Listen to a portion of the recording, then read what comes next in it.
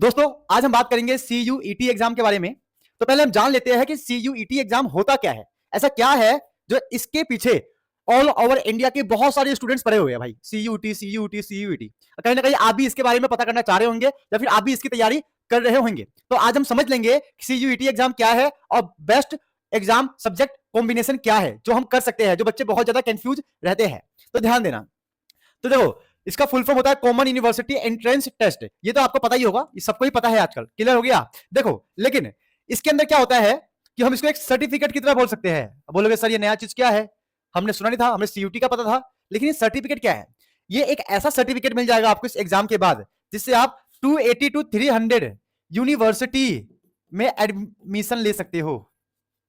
क्या बोला मैंने?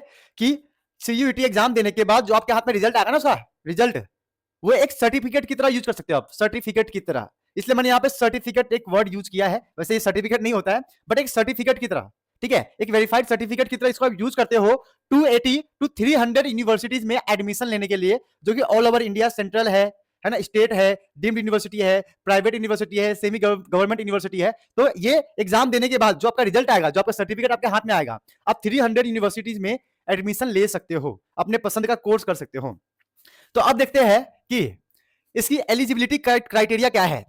देखो बहुत सिंपल है, आपका 12th पास होना चाहिए। पहला तो यही है भाई कि आप 12th पास आपका होना चाहिए। मिनिमम 33% होता है। मैं CBSE बोर्ड की बात कर रहा हूं, लेकिन अपने अपने स्टेट बोर्ड में भी कुछ ना कुछ आपका क्राइटेरिया होगा। तो 12th पास 33% से होना चाहिए। बट जब आप CUT एग्जाम देने के बाद उस रिजल्ट को, उस सर्टिफिकेट को जब अलग अलग डिफरेंट यूनिवर्सिटीज में या कॉलेज में जाते हो, तो वहां पर 33 की जगह पे 45 मांगना शुरू कर देते हैं, किसी किसी में 60 भी मांगते हैं। तो आपको ध्यान देना है कि 12th पास का मतलब CUET एग्जाम में आप बैठ सकते हो। इसका मतलब ये नहीं कि सारे के सारे यूनिवर्सिटीज में आप एडमिशन लेने के लिए तैयार हो। उस अलग अलग यूनिवर्सिटी का, अलग अलग कॉलेज का अपना अपना मिनिमम रिक्वायरमेंट होता है, जो कि मैंने बता दिया है।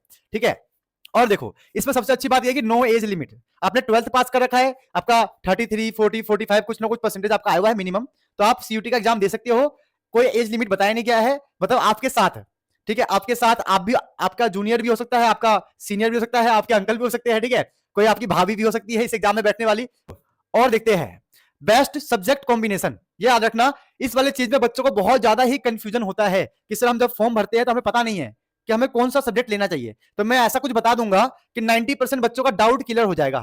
10% तो खुद कंफ्यूज रहते हैं, ठीक है, 90% बच्चों का डाउट क्लियर हो जाएगा कि कौन से हम सब्जेक्ट कॉम्बिनेशन ले। तो पहले समझते हैं साइंस स्ट्रीम वाले बच्चों के लिए। साइंस स्ट्रीम वाले बच्चों का 3 टाइप के होते हैं, या तो PCM वाले होंगे, PCB वाले होंगे और PCMB वाले होंगे। ठीक है, अब मेरा यह मानना है कि भाई मैक्सिमम आप 5 सब्जेक्ट चूज कर सकते हो। ठीक है, मतलब मेरा मानना नहीं है, रूल है कि मैक्सिमम आप 5 सब्जेक्ट, 5 सब्जेक्ट चूज कर सकते हो। लेकिन मेरा मानना यह है कि आपको 5 सब्जेक्ट ही चूज करना चाहिए, 2 या 3 सब्जेक्ट लेकर नहीं बैठना चाहिए। अगर कहा गया है कि 5 सब्जेक्ट ले सकते हो, तो आपको 5 के 5 सब्जेक्ट लेकर ही ट्राई करना चाहिए, ताकि आप सभी के सभी यूनिवर्सिटीज एंड कॉलेज में ट्राई कर सको एग्जाम के रिजल्ट आने के बाद। ठीक है, और टोटल सब्जेक्ट आपके पास कितने होते हैं? 37। तब ध्यान देना, अगर मैं PCM स्टूडेंट हूं तो मैं क्या सोच रहा हूं, PCM स्टूडेंट ये सोचेगा भाई मैं PCM लेके बैठा हूं, तो आप क्या करना, एक सब्जेक्ट लेना लैंग्वेज। लैंग्वेज ले लिया, इसमें ले लो आप इंग्लिश, एक हो गया। ठीक है, ये सेकंड हो गया, ये थर्ड हो गया, ये फोर्थ हो गया। बहुत सिंपल है। अब फिफ्थ में आप ले लोगे, है ना, जनरल एप्टीट्यूड टेस्ट का, जिसमें GK, current affair, reasoning, mathematics, basic mathematics, वही 10 तक का सब कुछ आता है। तो ये 5 सब्जेक्ट आप चूज कर लेना। तो आप क्या करोगे, जब एग्जाम देके आओगे, आपका रिजल्ट, आपका सर्टिफिकेट आपके हाथ में आएगा CUET वाला, तो कितना इजी पड़ेगा, आप किसी भी यूनिवर्सिटी में जाके आप एडमिशन ले सकते हो। और बाकी PCB सेम पिंच, PCB वालों के लिए है, कुछ नहीं है, इंग्लिश लोगे आप कंपलसरी होगा, ये भी आपके लिए कंपलसरी होगा, बाकी ये आप ले लेना। PCMB वालों के लिए क्या होगा कि चलो भाई आपने GAT ये वाला नहीं लिया है, तो आप इनमें से 4 ये 4 ले लो, एक सब्जेक्ट ले लो इंग्लिश। देखो लैंग्वेज लेना कंपलसरी होता है, तो लैंग्वेज 13 होती है इसके अंदर, इंग्लिश, हिंदी, बहुत सारी चीजें होती है, तो बहुत मैक्सिमम यूनिवर्सिटी इंग्लिश ही लेती है, इसलिए मैं यहाँ पे इंग्लिश के बारे में बता रहा हूँ। तो आप ये मत समझना कि इंग्लिश के अलावा कोई और ऑप्शन नहीं है, ऑप्शन बहुत सारे आपको मिल जाएगा, but English maximum universities English को ही लेती है, तो आपको भी इंग्लिश ही लेना है। ठीक है, अब इसके अलावा ये तो हो गया अपना काम खत्म। कॉमर्स वाले भी ऐसे कर सकते हैं, आप इंग्लिश कंफर्म कर सकते हो अपना, ठीक है, और GTA general aptitude test, GAT clear हो गया। बाकी कॉमर्स के अंदर जो इको, अकाउंट, बिजनेस था, आप उसको ले सकते हो 3 मेन सब्जेक्ट में, या फिर इको, अकाउंट, मैथ ले सकते हो 3 मेन सब्जेक्ट में, जो आपको सही लग रहा है, जो आपके फ्यूचर के लिए प्रॉपर सही हो। ठीक है, ह्यूमैनिटीज में भी ऐसा हो सकता है कि हिस्ट्री, ज्योग्राफी, इको ले लो, इंग्लिश ले लो और GAT ले लो।